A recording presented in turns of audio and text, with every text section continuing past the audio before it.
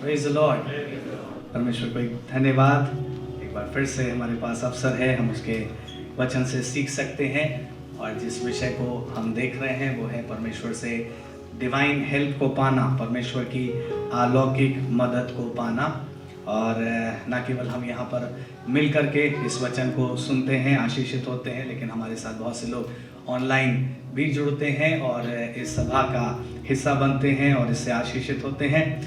सो हम सूचना आपको ये दे रहे हैं, खासतौर से अपने ऑनलाइन व्यूअर्स को, कि ये इस श्रृंखला का शायद आखिरी संदेश होगा। और इसलिए अगर इस श्रृंखला का ये आखिरी संदेश हुआ तो इसके बाद कुछ समय तक फिर हम गैप रखेंगे और फिर कोई और ऐसी बात जो हमें आप तक पहुंचानी होगी हम उसे फिर अपलोड करेंगे। सो आप इस बात का ध्यान रखें। हो सकता है इसके बाद वाले रविवार में ऑनलाइन सभा ना हो सके, बट हम यहाँ पर मिलते रहेंगे। ऑफलाइन सर्विस के लिए अनाउंसमेंट नहीं है, ये सिर्फ ऑनलाइन सर्विस के लिए अनाउंसमेंट है। आइए हम वचन में चलें। और अभी तक हमने कुछ पहलुओं को देखा, कैसे परमेश्वर अपनी डिवाइन हेल्प को देता है हमारी रोज की ज़रूरतों के लिए, हमारी यात्राओं के लिए, हमारे युद्धों के लिए। और हमने देखा कितना इम्पोर्टेंट है परमेश्वर से लगातार पूछते रहना। हमें डिवाइन हेल्प चाहिए, लेकिन हमें जाकर उसको परमेश्वर से मांगना भी होगा। आमीन। हम ये नहीं कह सकते कि हम अपनी चाल चलते रहेंगे और फिर परमेश्वर आपने मदद क्यों नहीं करी।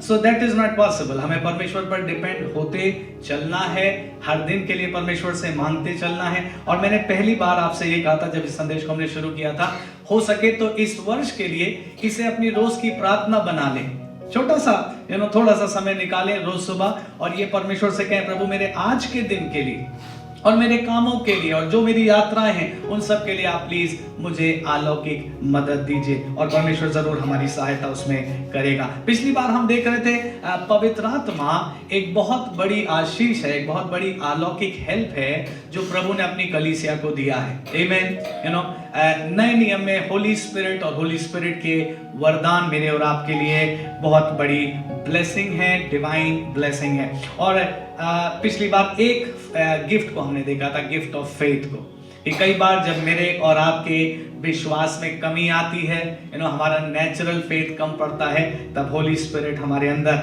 डिवाइन फेथ को भर देता। आज एक और गिफ्ट मैं आपको ले चलूं और मे भी हो सकेगा तो 2 गिफ्ट्स कवर करके हम इसको कंप्लीट करेंगे।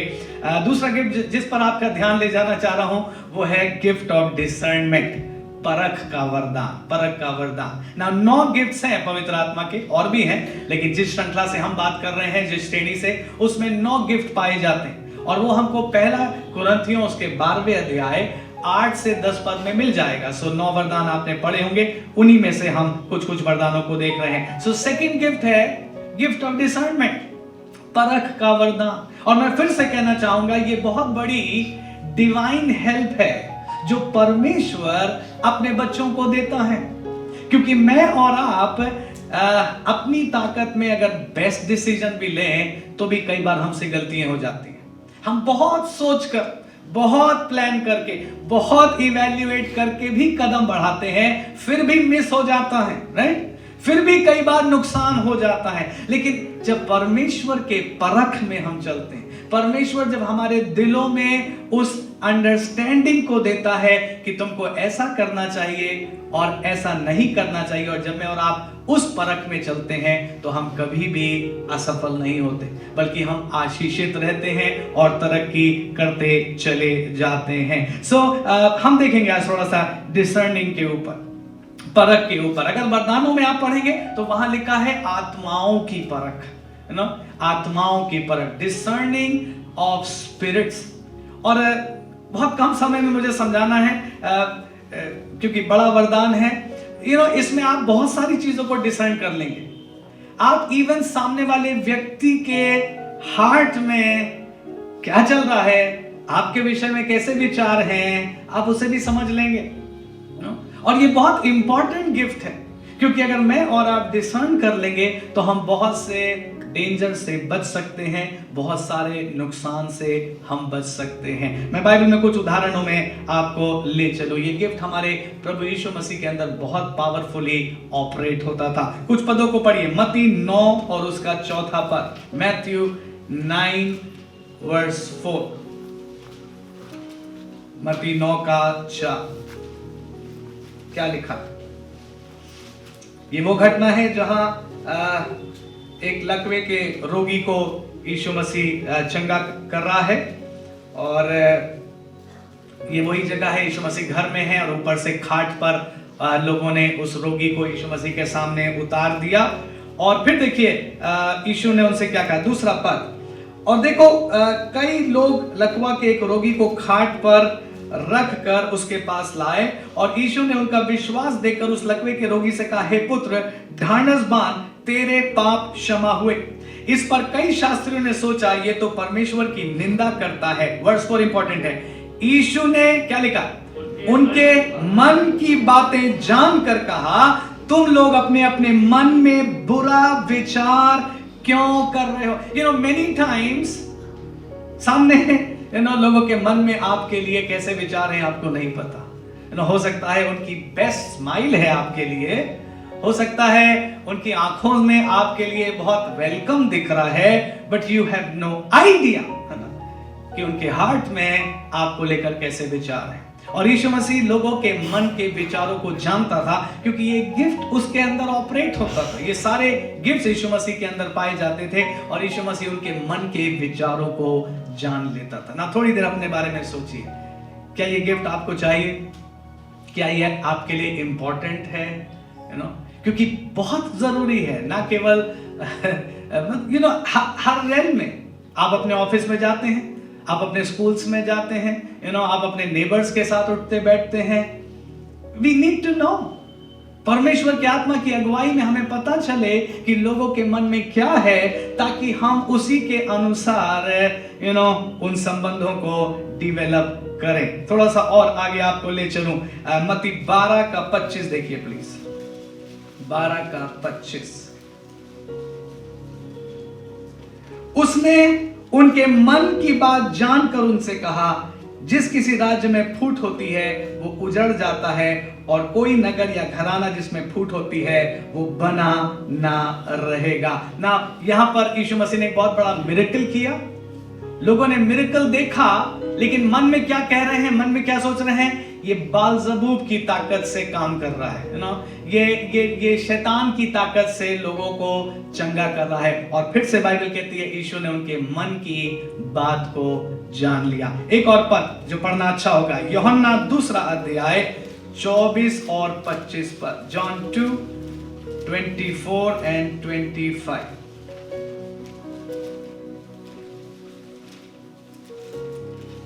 यूहन्ना उसका 2 अध्याय 24 और 25 पद।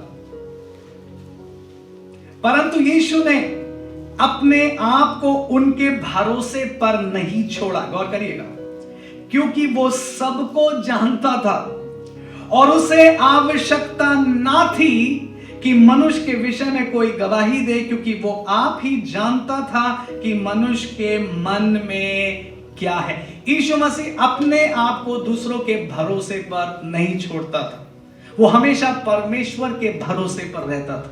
आमेन। वो हमेशा होली स्पिरिट के भरोसे पर रहता था। वो लोगों के ऊपर डिपेंड नहीं करता था, वो लोगों की क्या कहूं, लोगों के सो कॉल्ड प्रोमिसेस पर भी डिपेंड नहीं करता था ना। यीशु मसीह को लोग बहुत अच्छे अच्छे प्रॉमिस देते थे। पतरस ने कहा, प्रभु नहीं, कदापि नहीं, आपकी जगह मैं मरने को तैयार हूं, हम आपको हानि नहीं होने देंगे। सो लॉर्ड, हम आपकी जगह मरने को तैयार हैं, और जरूरत पड़े तो मैं आपके लिए मरने तक को तैयार हूं, जेल खाने तक जाने को तैयार हूं। और यीशु मसीह ने अपने आप को उनके भरोसे पर नहीं छोड़ा।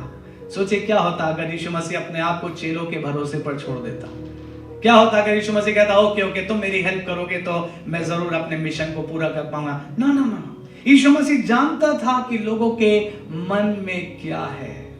मैं बहुत खुलकर नहीं बोल सकता, बट आई होप आप इस चीज को अपने अंदर इवैल्यूएट कर पाए। ये बहुत बड़ी और नीडेड डिवाइन हेल्प है जो मुझे और आपको चाहिए। आमेन। ये डिसर्नमेंट कैसे काम करेगा? आउट ऑफ नोवेयर आपको सेंस होने लगेगा कि मुझे ये चीज करनी चाहिए, मुझे उस जगह जाना चाहिए, मुझे इस व्यक्ति से इस प्रकार से बात करनी चाहिए। और जब आप उस चीज को करेंगे और आप उसके रिजल्ट को देखेंगे, आप अमेज रह जाएंगे और आप कहेंगे, how did I ever come to know this?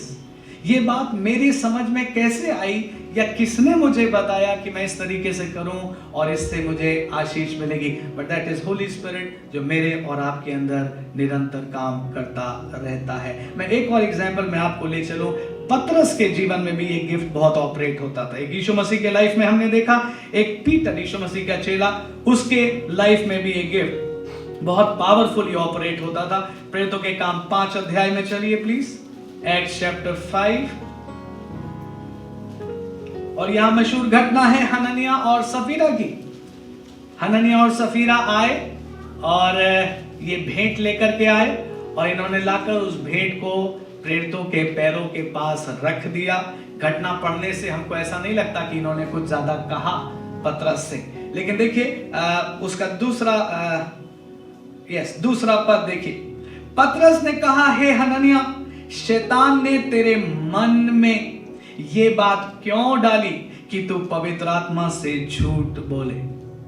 उसने कुछ कहा नहीं, हननिया ने कुछ कहा नहीं, लेकिन पतरस ने इस गिफ्ट के ऑपरेशन से हननिया और सफीरा के मन की उस कुटिलता को जान लिया, उस खराबी को जान लिया ना। प्लीज मेरे साथ समझने की कोशिश करिएगा। हननिया सफीरा कौन थे? बिलीवर्स थे। कौन थे? उस चर्च के मेंबर्स थे, उस चर्च के धनी मेंबर्स थे, right? Yes, you know, may be important people. इन्होंने एक प्रॉपर्टी बेची और इन्होंने सोचा हम भेंट ले जाएंगे और पास्टर खुश हो जाएंगे। कई बार लोगों को लगता है भेंट से पास्टर खुश होंगे। भेंट पास्टर के पास नहीं जाती है, भेंट कलीसिया के पास जाती है, कलीसिया के खजाने में जाती है। कभी कभी लोग पास सोचते हैं हम भेंट देते हैं और वो पास्टर की जेब में चली जाती है। No no no no, it goes to the church account और वो खुदा के काम के लिए, खुदा की सेवा के लिए यूज होता है। हननिया सफीरा ने सोचा हम भेंट ले जाएंगे, पास्टर खुश हो जाएगा, but pastor was not happy, he was grieved. उसकी आत्मा में एक दुख आ गया, ग्रीफ आ गया, क्योंकि उसने सिर्फ उसके एक्ट को नहीं देखा, उसने उनके हार्ट को देखा। वो भेंट बहुत बड़ी होगी, प्रॉपर्टी बेची थी, 50% लाए थे। सोचिए, भेंट छोटी नहीं होगी, it would be huge amount. लेकिन पास्टर उस बात से खुश नहीं हुआ, दुखी हुआ। उसने सोचा तुम भेंट ना लाते, बट कम से कम तुम राइट हार्ट से आते। तुम भेंट नहीं लाते चलता, बट तुम चर्च में राइट हार्ट से आते, और तब चर्च में तुम्हारे आने से ब्लेसिंग होती, तब चर्च में तुम्हारे आने से परमेश्वर की प्रेजेंस आती। चर्च क्या अच्छा होगा हम चर्च में ढेर सारा पैसा लाएं या हमारे आने से परमेश्वर की प्रेजेंस आए। एक बार को हम ढेर सारा पैसा ना लाएं, बट हम दुआ करके आए, हम प्योर हार्ट से आए, हम प्योर थॉट्स के साथ आए, हम विद रेवरेंस एंड रिस्पेक्ट आए। आमीन। ताकि हमारे आने से परमेश्वर आए। पैसे से परमेश्वर नहीं आता। आमीन। हमारी बहुत मेहनत करने से परमेश्वर नहीं आता। हम चर्च में बहुत सफाई करें, परमेश्वर नहीं आता। हम हार्ट में सफाई करें, परमेश्वर आता है। हननिया सफीरा बड़ी भेंट लाए, but with the gift of discernment. पतरस को मालूम था समथिंग इज अमिस, कुछ गड़बड़ है। और वो गड़बड़ कितनी भयानक थी सोचिए ना। परमेश्वर का दिल भी दुखी हुआ और परमेश्वर का जजमेंट तुरंत आ गया। एक और हिस्से में ले चलूं जहां पीटर की लाइफ में गिफ्ट ऑफ डिसर्नमेंट ऑपरेट हुआ। प्रेरितों के काम 8वां अध्याय, एक्ट्स चैप्टर 8।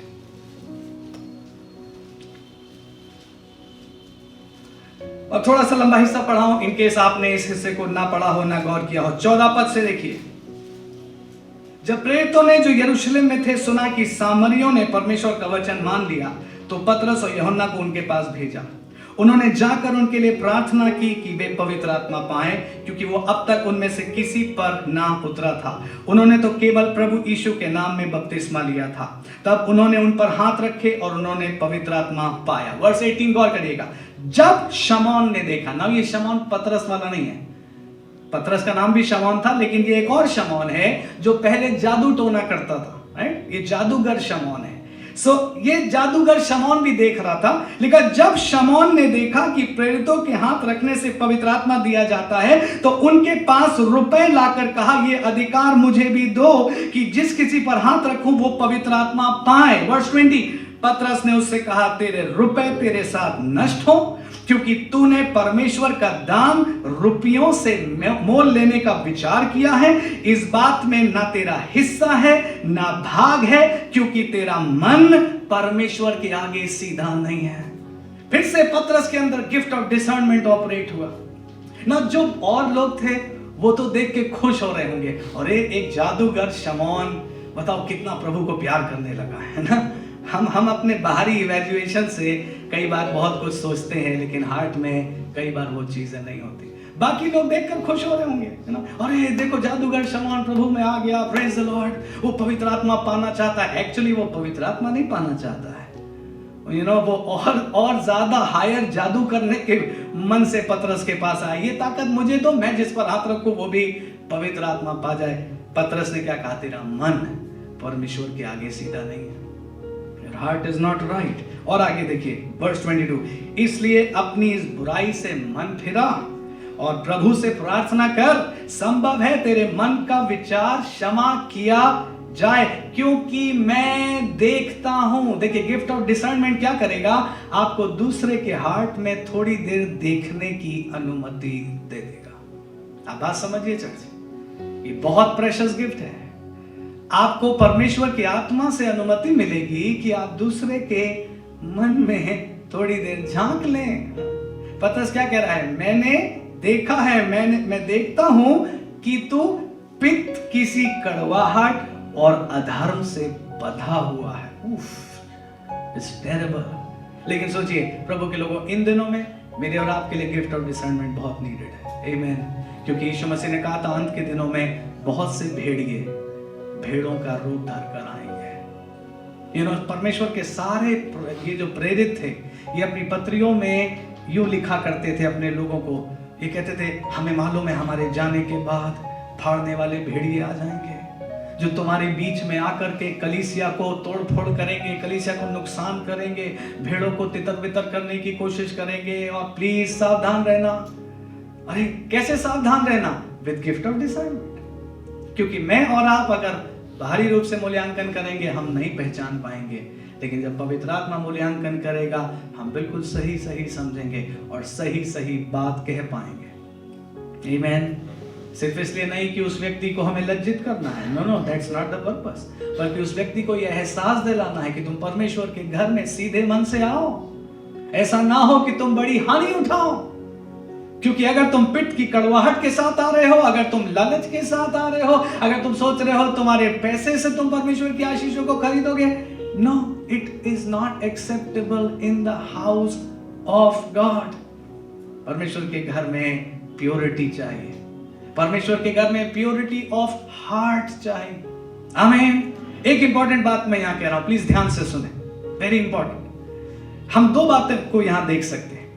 पहली बात कि जब किसी के पास गिफ्ट ऑफ डिसर्नमेंट होता है तो वो किस तरीके से ऑपरेट करता है। लेकिन एक दूसरी बात जो मेरे लिए और आपके लिए, हम सबके लिए अलर्ट है, बहुत ध्यान से सुनिएगा।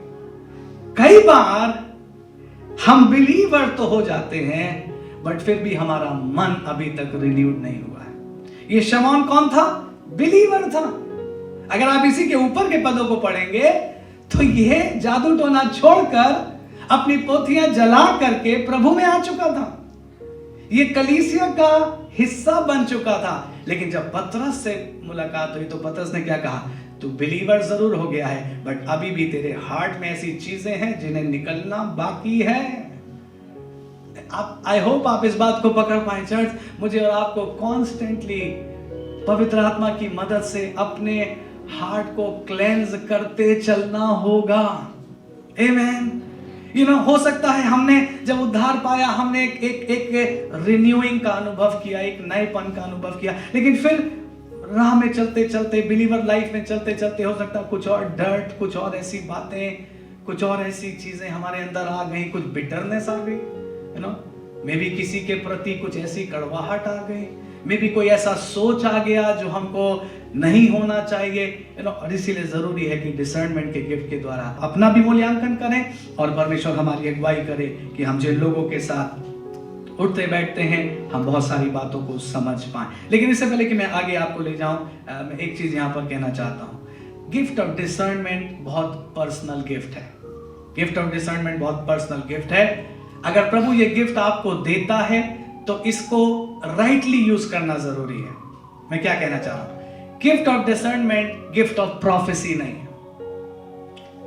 हो सकता है परमेश्वर आपको किसी व्यक्ति के बारे में कुछ बताएं, लेकिन इसका मतलब ये नहीं कि आप हर जगह जाकर उसको, आप समझ रहे, आप चर्चा करना शुरू करें। No no no no, gift of discernment is very personal. आज प्रॉब्लम यही है, जब हम टू क्विकली उन बातों को कहना शुरू कर देते हैं जो परमेश्वर ने हमें सिर्फ पर्सनल रखने के लिए दी थी, या हमारे अंडरस्टैंडिंग के लिए दी थी, या हमारे प्रार्थना करने के लिए दी थी। Gift of discernment is not a gift of prophecy. मुझे और आपको इसको केयरफुली यूज करना जरूरी है। बाइबल में कुछ और जगह है जहाँ गिफ्ट ऑफ डिसर्नमेंट हम देख सकते हैं, बट मैं अब आगे उसमें आपको ना ले जाऊं। आप खुद भी बाइबल पढ़ते हैं, आपको पता है बहुत सारे हिस्से, आप उसका अध्ययन और आगे कर सकते हैं। एक और गिफ्ट में आपको ले चलूं जो बहुत डिवाइन हेल्प है परमेश्वर की, और वो है gift of wisdom. Gift of wisdom, मैं फिर से कहूं, इन दिनों में कलीसिया को गिफ्ट ऑफ विजडम की बहुत जरूरत है, क्योंकि चारों ओर खतरे हैं, चारों ओर ऐसी परिस्थितियां हैं जिसमें मैं और आपको शैतान नुकसान पहुंचाना चाहता है, गिराना चाहता है, राइट, फंसाना चाहता है। और ऐसे समय में मुझे और आपको इस गिफ्ट की बहुत जरूरत है, क्योंकि जब गिफ्ट ऑफ विजडम मुझे और आपको मिलेगा तो हम सही से उत्तर दे पाएंगे। जब गिफ्ट ऑफ विजडम हमारे पास होगा, हम सही से गवाही दे पाएंगे। Amen. We need this gift very very much. Gift of wisdom की मुझे और आपको बहुत जरूरत है। मैं सबसे पहले तो उसी व्यक्ति की बात करूं, सुलेमान, जो सबसे बुद्धिमान व्यक्ति जाना गया। मेरे साथ खोल लीजिए पहला राजा, उसका 4था अध्याय। मैं और आप जानते हैं परमेश्वर ने सुलेमान को दर्शन दिया और पूछा कि मैं तुझे क्या दूं, मैं तेरे लिए क्या करूं। और सुलेमान ने कहा, प्रभु मेरे सामने इतनी बड़ी प्रजा है, मैं कैसे इनका न्याय चुकाऊंगा, इसलिए मुझे आप विजडम दे दीजिए, मुझे अंडरस्टैंडिंग दे दीजिए। और परमेश्वर इस बात से खुश हुआ और परमेश्वर ने सोलोमन को विजडम और अंडरस्टैंडिंग से बहुतायत से भर दिया। पहला राजा 4था अध्याय और उसके 29 पद से हम पढ़ रहे हैं। देखिए इस गिफ्ट से होता क्या है, इस विजडम से होता क्या है। परमेश्वर ने सुलेमान को बुद्धि दी और उसकी समझ बहुत ही बढ़ाई, और उसके हृदय में समुद्र तट की बालू के किनकों के तुल्य अनगिनत गुण दिए। माय गुडनेस, कितनी विजडम और कितनी अंडरस्टैंडिंग उसके पास थी। उसके पास समुद्र के बालू के किनकों के तुल्य अनगिनत गुण थे। हालेलुया। परमेश्वर ऐसी विजडम दे सकता है, परमेश्वर ही के पास ऐसी विजडम पाई जाती है। मैं बच्चों से कहूंगा जो पढ़ाई कर रहे हैं, जो आगे अपने करियर्स के लिए तैयारी कर रहे हैं, परमेश्वर से इस गिफ्ट को सीरियसली मांगिए। सिर्फ एक बार मांगकर भूल गए, नो नो नो, आप परसू करिए, ढूंढिए इन गिफ्ट्स के लिए परमेश्वर से लगातार प्रार्थना करिए, और क्या जाने आप राइट कैंडिडेट हो जिसे परमेश्वर सुलेमान के समान ऐसी बुद्धि का वरदान दे दे। 30 पद, और सुलेमान की बुद्धि पूर्व देश के सब निवासियों और मिस्रियों की भी बुद्धि से बढ़कर थी। वो तो और सब मनुष्यों से वरन एतान एजरेही और हेमान और माहौल के पुत्र कलकोल और दर्दा से भी अधिक बुद्धिमान था। ना ये लोग कौन थे हमें नहीं पता, एक के बारे में तो क्रॉस रेफरेंस मिलता, बाकी के बारे में नहीं मिलता। ये कौन थे हमें नहीं पता, बट फॉर श्योर ये बहुत बुद्धिमान लोग होंगे। तभी तो इस कॉन्वर्सेशन में उनकी भी चर्चा की जा रही है कि अरे सुलेमान तो उससे भी ज्यादा बुद्धिमान और उससे भी ज्यादा बुद्धिमान था, क्योंकि परमेश्वर ने उसे डिवाइन विजडम दी थी। आगे देखिए, और उसकी कीर्ति चारों ओर की सब जातियों में फैल गई। उसने 3000 नीति वचन कहे, माय गुडनेस, और उसके 1005 गीत थे। आप किसी को जानते हैं जिसने 1005 गीत लिखे हो? सिर्फ सोलोमन, जिसको परमेश्वर ने इतना विजडम दिया था ना, ऐसी पोएम्स लिखता था, ऐसे गीत लिखता था, ऐसे नीति वचन लिखता था। फिर देखिए 33 पद, उसने लबानोन के देवदारुओं से लेकर भीत में से उगते हुए जूफा तक के सब पेड़ों की चर्चा की, और पशुओं, पक्षियों, रेंगने वाले जंतुओं और मछलियों तक की चर्चा की। माय गुडनेस, कितनी विजडम और अंडरस्टैंडिंग उसके पास थी। एक बार मैं एक बाइबल टीचर को सुन रहा था, उन्होंने कहा ऐसा माना जाता है कि अपनी इस विजडम से सोलोमन चिड़ियों तक की भाषा को समझ लिया करता था, वो फूलों की भाषा को समझ लिया करता था ना। इतनी विजडम और अंडरस्टैंडिंग सुलेमान के पास थी, परमेश्वर से उसको दी गई थी। 34 पद, और देश देश के लोग पृथ्वी के सब राजाओं की ओर से जिन्होंने सुलेमान की बुद्धि की कीर्ति सुनी थी, उसकी बुद्धि की बातें सुनने को आया करते थे ना। मैं किस ओर आपका ध्यान ले जाना चाह रहा हूं, इन दिनों में मुझे और आपको विजडम चाहिए, और परमेश्वर ऐसी विजडम दे सकता है, बल्कि देता है। याकूब की पत्री में लिखा, जिसको बुद्धि की घटी हो वो परमेश्वर से मांगे, और परमेश्वर बिना उल्हाना उदारता से उसको बुद्धि देगा। चर्च प्लीज अंडरस्टैंड, आप अपने रोजमर्रा की लाइफ को जब परमेश्वर की विजडम से चलाएंगे, ओ तो आप तरक्की करते जाएंगे और आप दूसरों के सामने सम्मान पाएंगे, और आपके साथ आपका परमेश्वर भी सम्मान पाएगा। आमीन। आपको याद है ना, Yusuf, Daniel, Shadrach, Meshach, Abednego, Mordecai, ये सब वाइज लोग थे, और जब ये अपनी विजडम से बातें किया करते थे तो ना केवल उनका सम्मान होता था, उनके खुदा का भी सम्मान होता था, उनके परमेश्वर की भी महिमा होती थी। राइट। डैनियल और यूसुफ के दिनों में राजाओं ने आज्ञाएं दे दी, डैनियल के परमेश्वर के खिलाफ कोई कुछ मत कहना, और कैसे डैनियल ने राजा के मन को जीता, उस डिवाइन विजडम से। सो आज मुझे और आपको डिवाइन विजडम की जरूरत है, मुझे और आपको फेथ की जरूरत है, डिसर्नमेंट की जरूरत है, डिवाइन विजडम की जरूरत है।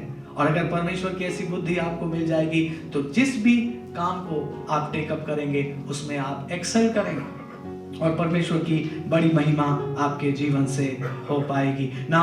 ये तो सुलेमान की बात है, लेकिन एक और हिस्से में चलिए, मत्ती 12वें अध्याय में प्लीज एक और व्यक्ति मैं आपको दिखाऊं जो उससे भी ज्यादा वाइज है। मत्ती उसका 12वां अध्याय और 42वां पद लिखा है, दक्षिण की रानी न्याय के दिन इस युग के लोगों के साथ उठकर उन्हें दोषी ठहराएगी, क्योंकि वो सुलेमान का ज्ञान सुनने के लिए पृथ्वी की छोर से आई, और देखो यहां वो है जो सुलेमान से भी बड़ा है। दैट इज जीसस, हमारा प्रभु जो सोलोमन से भी बड़ा है, मतलब उसके पास सुलेमान से भी ज्यादा विजडम है। और हमारा प्रभु आज अपनी विजडम मुझे और आपको देता है, पवित्र आत्मा के द्वारा वो अपनी विजडम मुझे और आपको देता है। इसीलिए तो यीशु मसीह का सामना कोई कर नहीं पाता था। लोग आते थे यीशु मसीह को फंसाने के लिए बहुत सारे सवालों को लेकर, और यीशु मसीह एक लाइन का उत्तर देता था और वो सब सर झुकाकर वहां से चले जाते थे। वो यीशु मसीह का सामना नहीं कर पाते थे। जब यीशु मसीह प्रचार करता था तो लिखा, लोग अचंभा करके कहते थे, इसको ये ज्ञान की बातें कहां से मिली। आपको याद है यीशु मसीह जब 12 वर्ष का था और मंदिर में छूट गया था, तो वहां मंदिर के बड़े बड़े शास्त्री और फरीसी और याजक लोग बैठकर यीशु मसीह से बातचीत कर रहे थे और यीशु मसीह की बातों को सुनकर अचंभा कर रहे थे। सो मैं और आप क्या देख रहे हैं, दो लोगों की बात हम कर रहे हैं। सोलोमन के पास इतनी विजडम थी, और उससे भी बढ़कर हमारे प्रभु यीशु मसीह के पास उससे भी ज्यादा विजडम है, और वो विजडम प्रभु मुझे और आपको देना चाहता है। जब उस विजडम में मैं और आप चलेंगे, हम ठोकर नहीं खाएंगे। जब उस विजडम में मैं और आप चलेंगे, परमेश्वर हमारे मार्गों को सीधा कर देगा। आमीन। अगर शत्रु ने हमारे मार्ग को बिगाड़ने की, हमको नुकसान पहुंचाने की कोई चतुराई से चाल भी चली है, परमेश्वर अपनी विजडम में और अपने डिसर्नमेंट में हमें पहले से बता देगा, आज इस रास्ते से मत जाना, इधर चले जाना। आपको याद है जब मजूसी आए थे पूरब से और आके हेरोदेस राजा के पास गए, और हेरोदेस ने क्या कहा, जाओ ढूंढो राजा को जो पैदा हुआ है, और जब तुम्हें मिल जाए तो आकर मुझे भी बता देना, तो मैं भी जाकर उसको दंडवत। बेचारे मजूसी वही सुनकर सोचकर चले गए, और जैसे ही उन्होंने वहां यीशु मसीह का दर्शन किया और वो लौटने पर थे, स्वर्गदूत आया और स्वर्गदूत ने उनसे कहा, मत जाना हेरोदेस के पास, जिस रास्ते से आए हो उससे नहीं, दूसरे रास्ते से होकर के चले जाओ। See, that is what divine wisdom will do। जो मैं और आप अपनी ताकत में नहीं कर सकते, जो दुनिया के लोग हमारी मदद में नहीं कर सकते, परमेश्वर की डिवाइन विजडम मेरे और आपके लिए इस तरीके से काम करती है। हालेलुया। एक बड़ा खूबसूरत पद मैं आपको पढ़ाऊं, परमेश्वर की विजडम और ह्यूमन विजडम का जो कंपैरिजन है, पहला कुरिन्थियों उसका पहला अध्याय, वेरी ब्यूटीफुल वर्स, और उसका 25वां पद। यहाँ पर डिवाइन विजडम और मनुष्य की विजडम के बीच में डिफरेंस दिया गया। पहला कुरिन्थियों पहला अध्याय 25 पर क्या लिखा है? क्योंकि परमेश्वर की, ओह ऐसा शब्द कहीं और नहीं मिलता, परमेश्वर की मूर्खता मनुष्यों के ज्ञान से ज्ञानवान है और परमेश्वर की निर्बलता मनुष्यों के बल से बहुत बलवान है। हालेलुया। मेरी और आपकी कितनी भी बुद्धि हो, कितनी भी समझ हो, but still we need God's wisdom. Amen. हम चाहे कितने भी चतुर अपने आप को क्यों ना समझते हो, कितने भी अनुभवी अपने को क्यों ना समझते हो, लेकिन परमेश्वर के सामने आके मुझे और आपको एडमिट करना है, नहीं प्रभु मेरी विजडम आपकी मूर्खता से कहीं कम है। अभी मैं समझाऊंगा ये वर्ड्स ऐसा क्यों लिखा गया है, लेकिन अभी थोड़ा इस पर ध्यान दीजिए। परमेश्वर की मूर्खता मनुष्य की बुद्धिमानी से भी ज्यादा है और परमेश्वर की निर्बलता मनुष्यों की ताकत से कहीं अधिक। आमीन। तो जब मैं इस बात पर अध्ययन करने लगा, मुझे अच्छा नहीं लगा ये वर्ड समझने के लिए। परमेश्वर की मूर्खता, परमेश्वर, उसके लिए ऐसा शब्द इस्तेमाल नहीं किया जा सकता।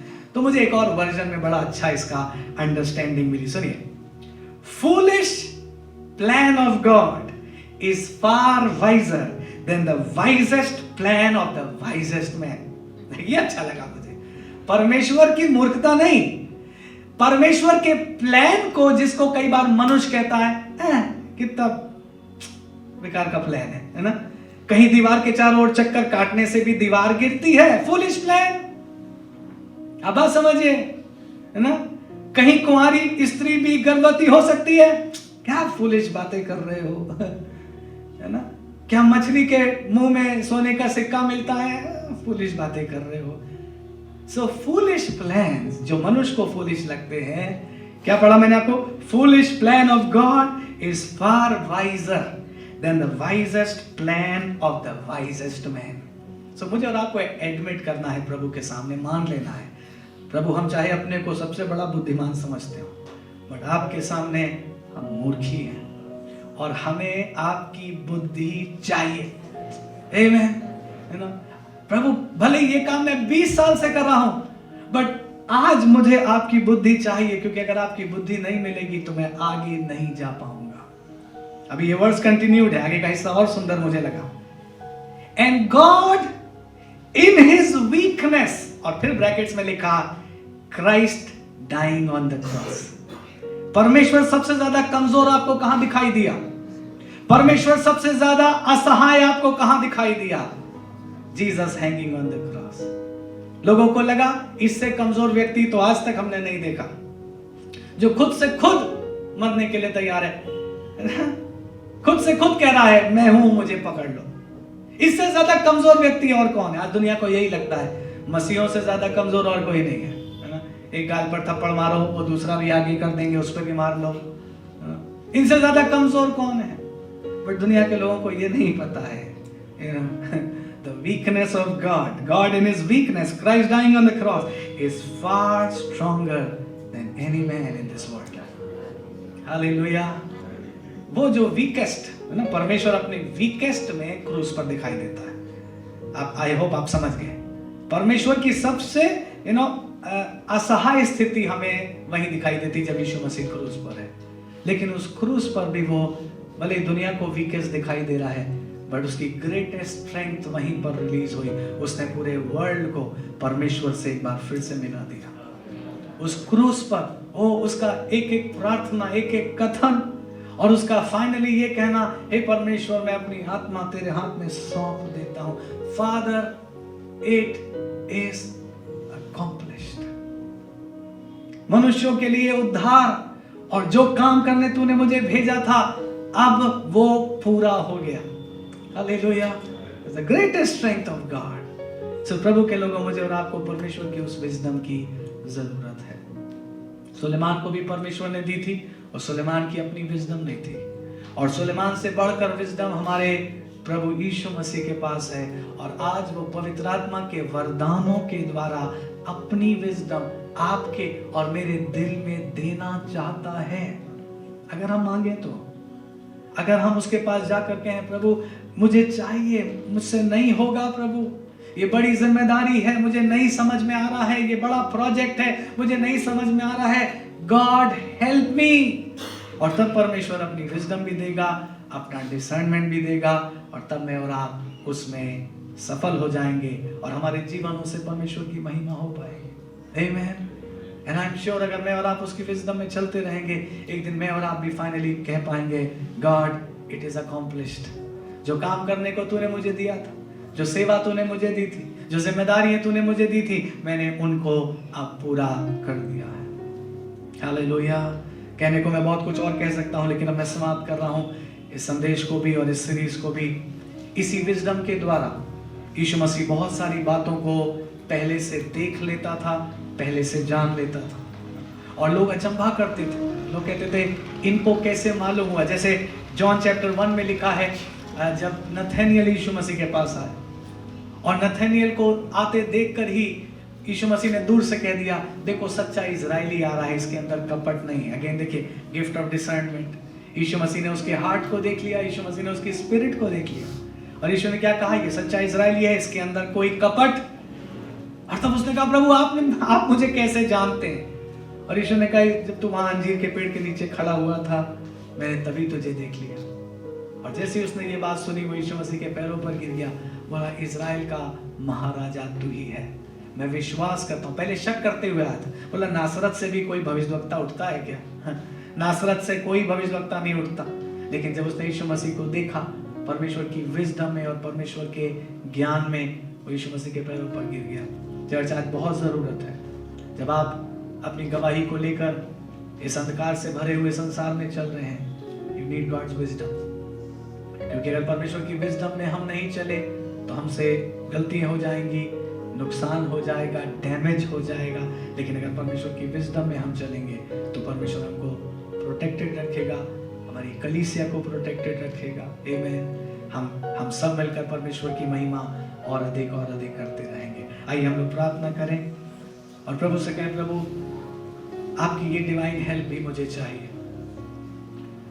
लॉर्ड, मुझे डिसर्नमेंट चाहिए ताकि मैं समझूं प्रभु कि मेरे मन में क्या है और दूसरों के मन में मेरे लिए क्या है। खास तौर से प्रभु मैं उन बातों को समझूं जिनसे आप मुझे अलर्ट करना चाहते हैं। प्रभु मैं उन बातों को समझूं जिन बातों से आप मुझे बचाना चाहते हैं प्रभु। और ये सिर्फ और सिर्फ प्रभु आपके पवित्र आत्मा के वरदानों ही के द्वारा संभव है। आइए मांगे प्रभु से, मांगे परमेश्वर से। अगर आपको इंपॉर्टेंट लग रहा है ये गिफ्ट, आपकी नीड लग रही है, तो आप प्रभु से कह सकते हैं, प्रभु मुझे परख का वरदान दीजिए ताकि मैं धोखों से बचूं, मैं नुकसान पहुंचाने वाले लोगों से बचूं प्रभु, मैं ऐसी बातों से बचूं प्रभु जो सामने कुछ और पीछे डैमेज करने के लिए आती है। प्रभु मैं भेड़ों के भेष में आने वाले भेड़ियों से बचूं प्रभु, जिनका काम सिर्फ स्पिरिट को नुकसान पहुंचाना और डैमेज करना है। प्रभु आप अनुग्रह दें। साथ ही प्रभु हम आपसे गिफ्ट ऑफ विजडम को मांग रहे हैं, जैसे आपने सुलेमान को दिया था। उसने आपसे मांगा और आपने खुश होकर उसे वो विजडम भी दे दी और उसके साथ और बहुत सारी आशीषों को दे दिया। आज हम आपसे मांग रहे हैं प्रभु जी, आप हमें भी वो गिफ्ट ऑफ विजडम दीजिए ताकि जो काम और जिम्मेदारियां आपने हमको दी हैं प्रभु, हम आपकी ताकत से, आपके अनुग्रह से उनको पूरा करने पाए। धन्यवाद प्रभु, धन्यवाद। आप हमें लगातार लिए चल रहे हैं, हमसे बात कर रहे हैं और इस वर्ष आप हमें अपनी डिवाइन हेल्प देने के लिए तैयार हैं। अनुग्रह दे कि हम सब उसको पाकर निरंतर आपकी मर्जी में चलते रहें। प्रार्थना यीशु मसीह के नाम में होकर मांगते हैं।